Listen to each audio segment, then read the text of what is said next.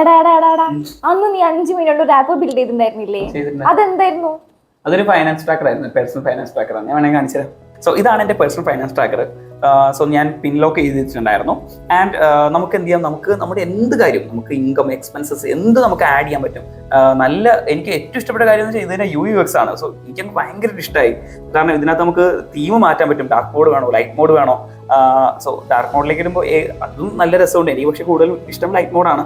And നമ്മൾ reports എടുക്കാൻ പറ്റും. ഇന്നത്തെ റിപ്പോർട്ടാണെങ്കിൽ, വീക്ക്ലി റിപ്പോർട്ടാണെങ്കിലും, മന്ത്ലി ആണെങ്കിലും നമുക്ക് റിപ്പോർട്ട്സ് എടുക്കാൻ പറ്റും. ഏറ്റവും കൂടുതൽ സ്പെൻഡ് ചെയ്തത് എവിടെയാണെന്ന് അറിയാൻ പറ്റും.